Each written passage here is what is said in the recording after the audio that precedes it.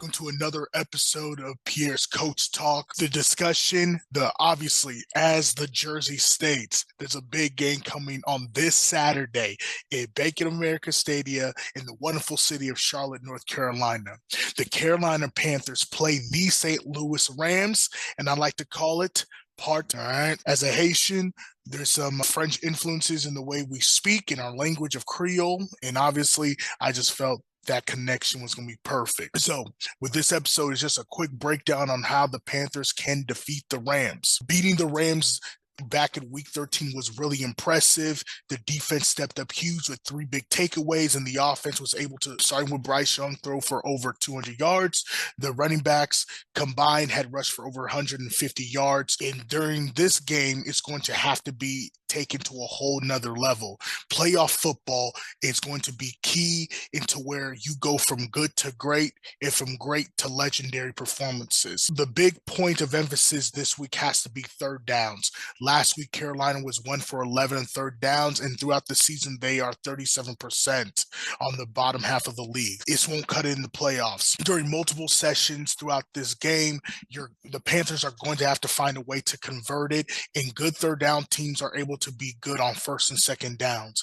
And what this is going to have to rely on is Bryce Young's decision making and allow some of those playmakers on the edges, McMillan, Leggett, Coker, to be able to take advantage of some of the matchups on those young corners for the secondary for the Rams. During the Week 13 matchup, if you were able to watch that game again, Bryce Young was able to extend some drives by using his legs, making smart decisions, and for them to have success and win this game, they're going to have to be a lot better in third down.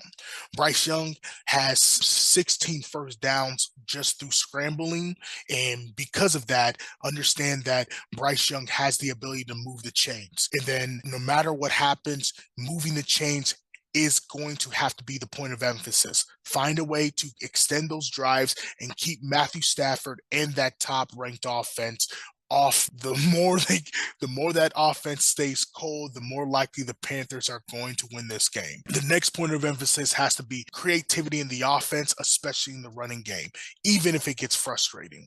I appreciate the flea flicker attempt by Dave Canales.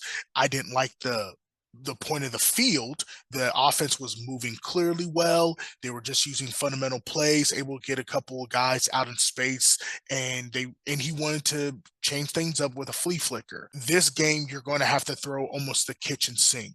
It doesn't need to be every hoop-de-hop play. Every third down doesn't need to be a Philly special or any other end around, but there's going to have to be some creativity in the run game.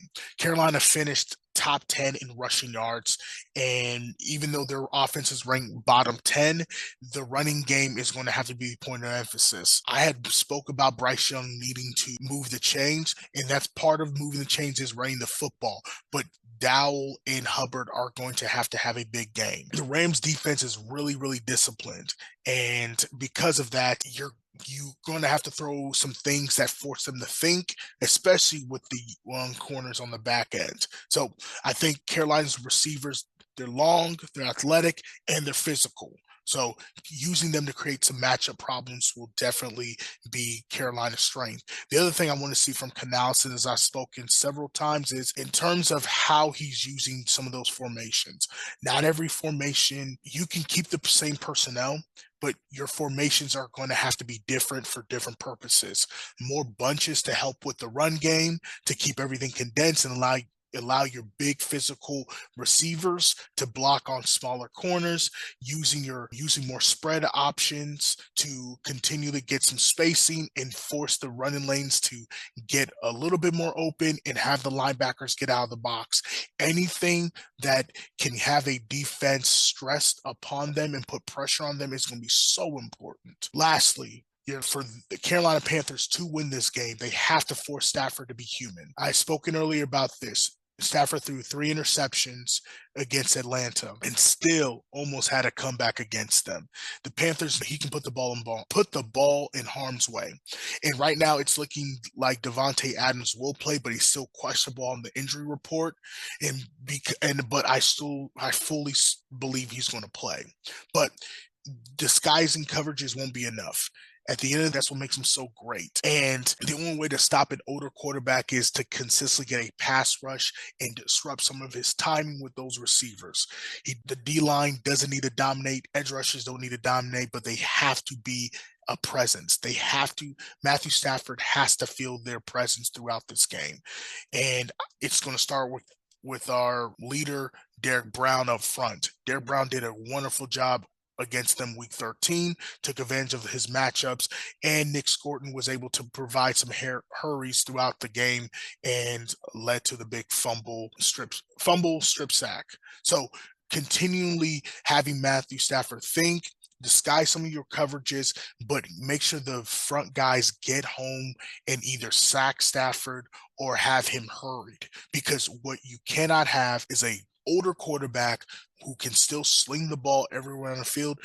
Give him plenty of time to diagnose and see what's going on. Now, players to watch. So I have 3 guys, 2 on the Panthers, 1 on the Rams. First one, Trevon Moore. He has to be the force multiplier on defense. Trevon has done an excellent job by stuffing the run, by intercepting passes, by being a good coverage guy. And he is such a good safety that I'm so glad we have gotten him. And because of his range and instincts, he's going to be able to read Stafford's eyes and tackle well in open space and help the Panthers continue to bend without break. And he's going to make a big play. Mark my words, if the Panthers win this game, he's making the play. He's going to make a play that you go, yep, that's why he's back there. Kyren Williams for the Rams. Mr. Third Down, I'm going to call him.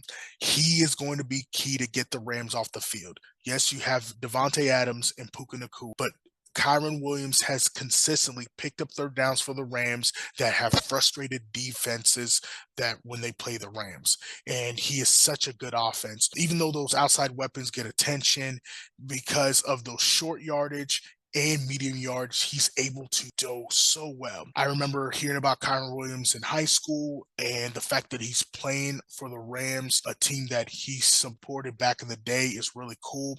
And he was able, when the Panthers played the Rams, he averaged 5.5 yards a carry with a touchdown. So that's, again, playoff football is going to require the Panthers to lock some of that stuff up. If he rushes for 5.5 yards a game, again, 5.5 yards a run, the Panthers are done.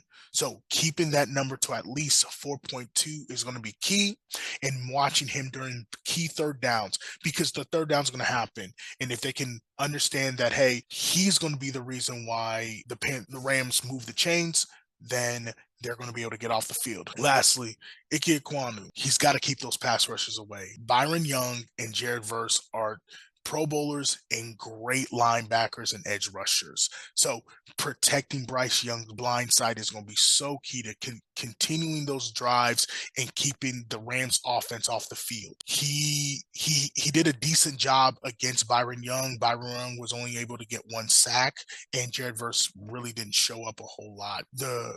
Carolina has to maintain some of that run and pass balance using him and the strength of their offense, which is the line, to move those guys up front and give Bryce plenty of time. It's going to be so important. And lastly, if he struggles, it's going to be a long day for Bryce, because no matter what you say, he's going to be running. He's going to be looking for lanes to throw the football and just continuously be uncomfortable. So giving Bryce some comfort and some protection on that blind side is going to be so key for the Panthers to win this game. Overall, I'm excited for the Panthers to provide an opportunity.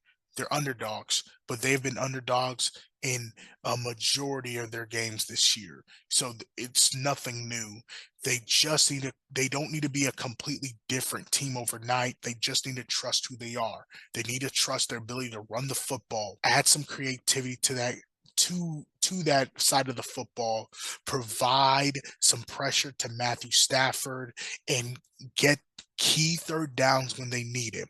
Third downs are the money downs. That's where you get paid big bucks to continue to move the football, to keep your offense on the field, put pressure on their defense, and keep their offense off the field and keep your defense rested. A lot of things went well for Carolina in week 13. turnovers, if they can get another 3-turnover game, I like their chances. But turnovers can come and go. The things that are consistent is, how do you execute on third down? How are you putting pressure on their quarterback? And are you allowing your offense to be more creative for your unit? Panther fans, the wild card weekend is here. You can't ask for anything better than this. So I wrote down a full article, gave more specific numbers on it. Definitely check it out below. Appreciate you. Have a wonderful, wonderful time at the game if you're going. And if you're not, hey, go ahead and enjoy it on TV like I will. Peace.